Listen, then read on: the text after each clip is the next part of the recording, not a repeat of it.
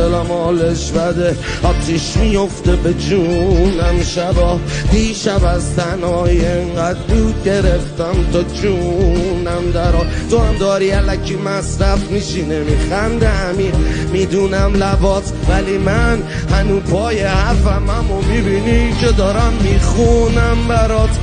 میزنه تازیانه پشت شلاق و شلاق پشت زخم، این زمین وحشی به من میزنه. بعدم میزنه که وحشی بشم، میزنه جوری که انگار وقتشه بخشیدشم.